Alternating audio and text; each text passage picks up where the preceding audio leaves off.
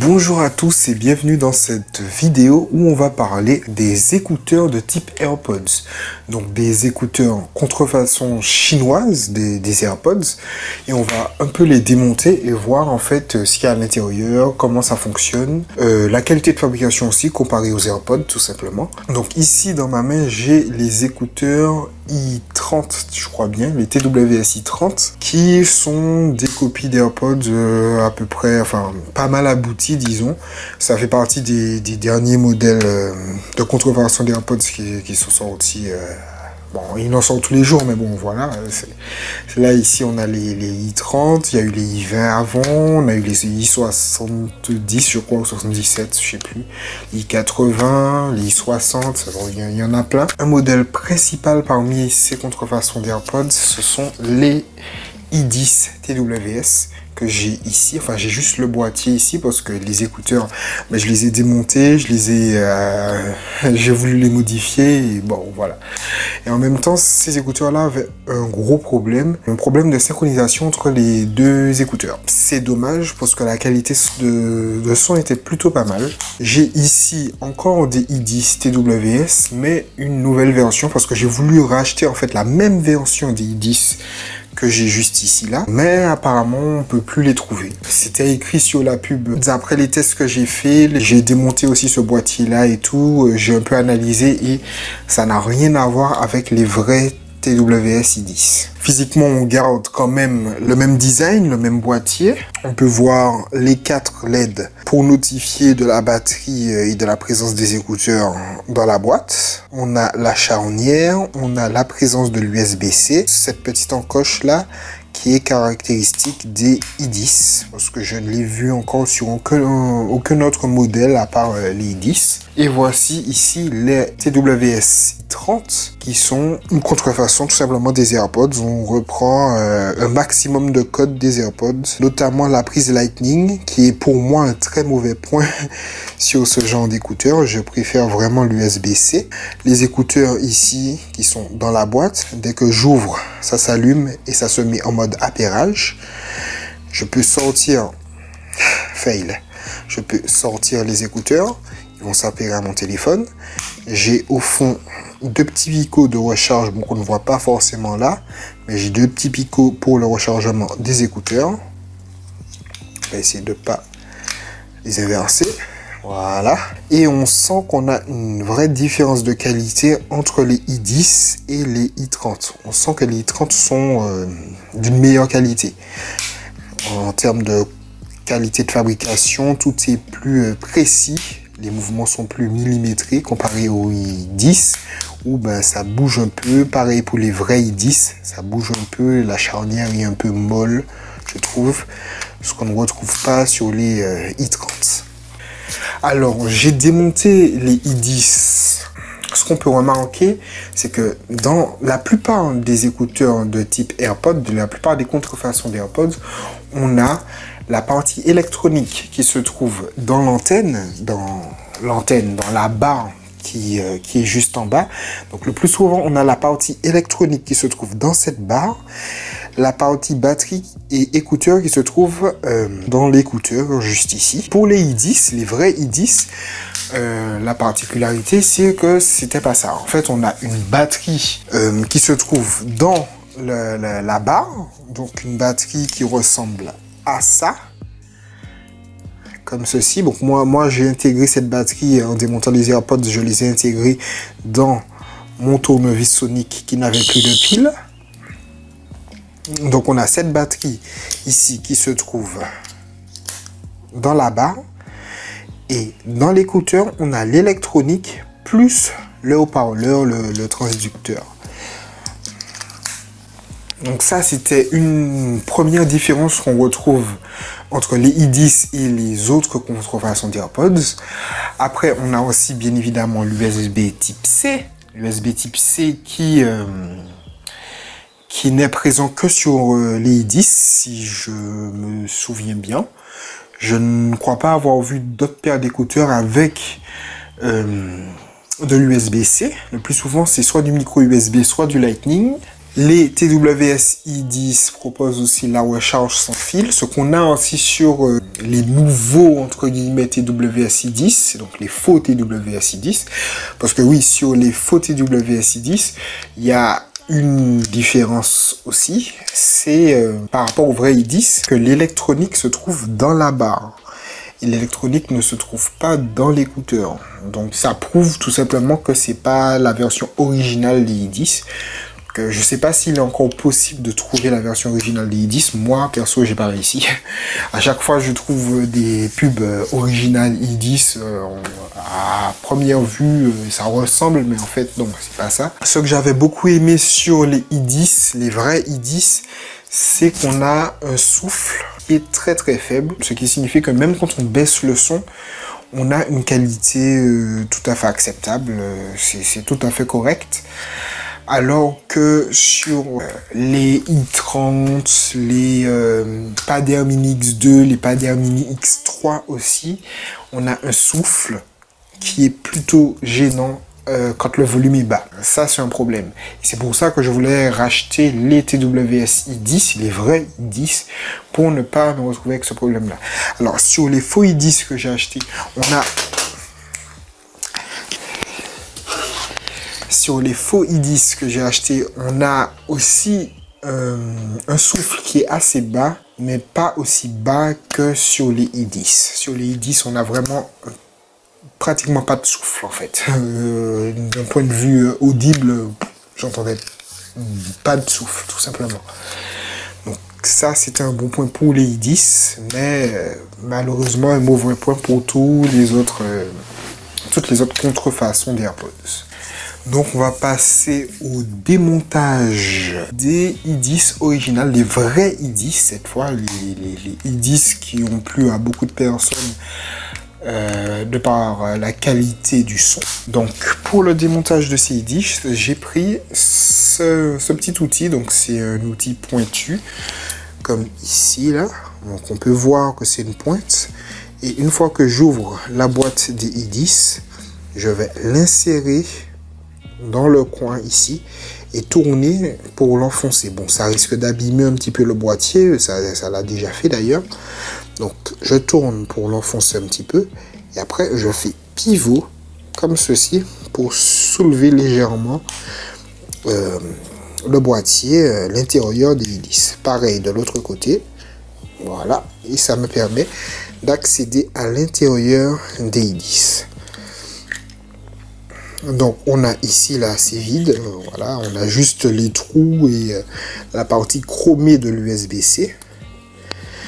Et on se retrouve dans la main avec le capot de la boîte des écouteurs, toute la partie électronique et bien évidemment la prise USB-C, les aimants. Donc voici le boîtier démonté. Si on regarde de plus près, on peut voir la petite batterie ici qui sert à recharger les écouteurs, la bobine d'induction qui se trouve à l'arrière et qui sert à recharger le boîtier en sans fil, en wireless, par le Qi, si je me souviens bien, ouais, c'est le Qi que ça s'appelle. Bon, on a toute la partie électronique pour pouvoir augmenter la tension, pour pouvoir recharger la batterie, etc., etc. On a les LED témoins de charge ici, voilà, qui sont alimentés par des fils comme ça. On a des aimants à l'intérieur pour le maintien des écouteurs. Et bien évidemment le fait que le boîtier se referme de manière magnétique. Le démontage des soi-disant vrais i10 qui n'en sont pas. Donc ça, c'est censé être des i10 originales, mais ça n'en est pas. Vous allez voir que en démontant le boîtier, on n'a pas la même architecture interne. Donc voilà. Donc déjà ici, on a un boîtier vide. On a les trous ici, mais on n'a pas la partie chromée. La partie chromée reste sur le boîtier des écouteurs. Voici la partie chromée. Voilà. On a la partie électronique qui se trouve en bas, comme ceci. Alors que sur les vrais i10, c'est positionné de cette manière. Donc première différence. Donc on a toujours la bobine pour la recharge sans fil au dos. Mais encore une fois, on peut voir qu'elle a été positionnée de manière différente. On a la batterie qui est plus grosse dans le cas des faux i10. Si on compare les deux tailles de batterie, on voit qu'elle est plus grosse sur les faux i10. Toujours les LED en façade, de la même présentation que sur les vrais i10 avec les câbles.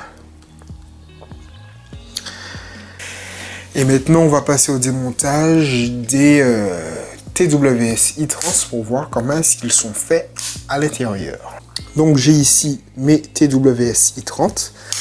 Je prends le même outil et je procède de la même manière pour pouvoir extraire. Ah, ça allait beaucoup plus vite cette fois parce que j'avais déjà limé un peu le cran qui retient le boîtier.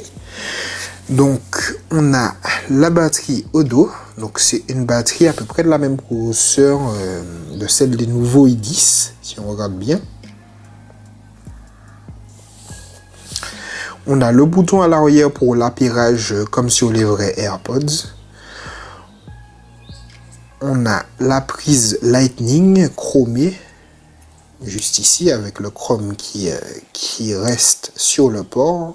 On a le réceptacle pour les écouteurs avec les deux petits pics de connexion et la carte électronique qui se situe juste derrière ici. Pas de recharge sans fil sur les TWS i30. C'est un peu dommage.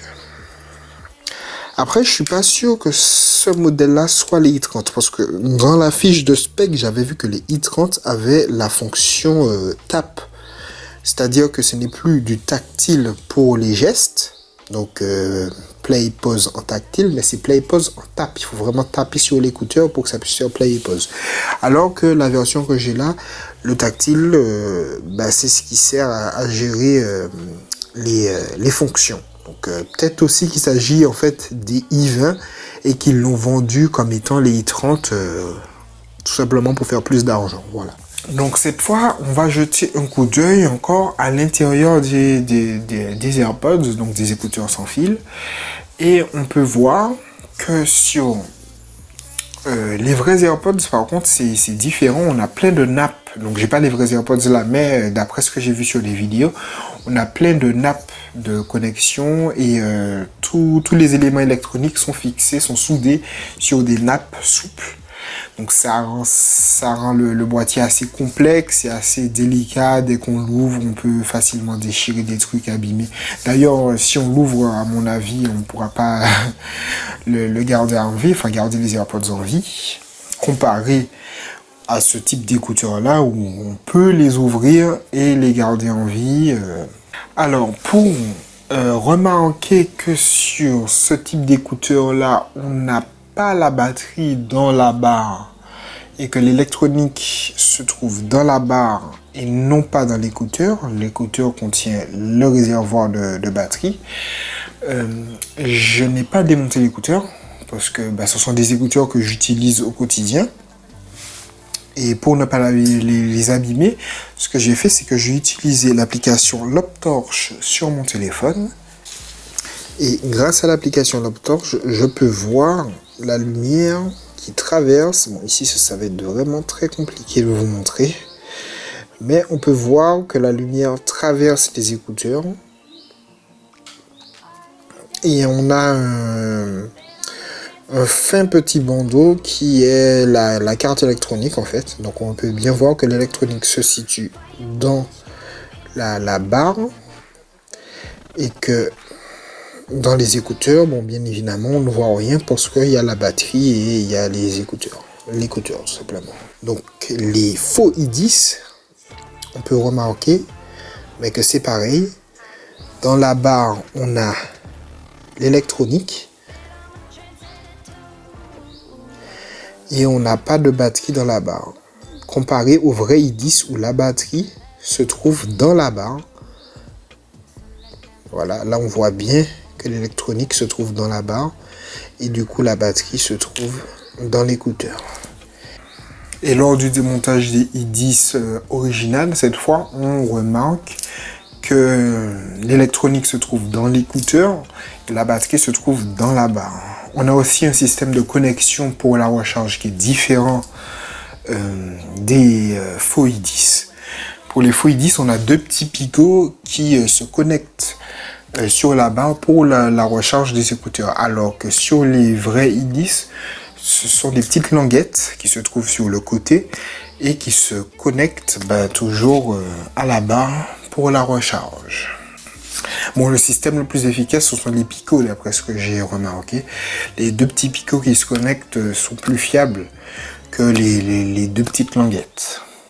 Donc voilà, pour conclure cette vidéo, les i10, les i20, les i30, bon, tout ça, c'est à peu près le même type d'écouteurs. Les i10 avaient peut-être un peu plus de bonne volonté. On avait une prise type C, on avait un design légèrement différent des AirPods et on avait un meilleur son. Le seul problème, et on avait aussi une puce de marque Realtek, si je ne me trompe pas. C'est le même genre de marque la même marque qu'on retrouve sur certains ordinateurs pour la gestion du son. Mais malheureusement, on avait des problèmes de connexion entre les deux écouteurs. On n'avait pas forcément une autonomie géniale. Donc voilà, si on pouvait avoir une vraie version des i10 améliorée, ce serait plutôt pas mal. Je recommence à regarder le retour vidéo, ce serait plutôt pas mal et ça permettrait d'avoir quelque chose de plutôt correct à mon sens. Déjà qu'avec les i30 on est plutôt bien, ça fonctionne plutôt bien avec un peu de volonté tout simplement. On pourrait faire quelque chose de pas mal. Donc voilà, cette vidéo est terminée. Si vous avez aimé le petit démontage des écouteurs, vous pouvez liker, partager, vous pouvez commenter si vous avez des questions. Ça sert à ça. Et moi, je vous dis à plus pour une prochaine vidéo. Voilà. Bye.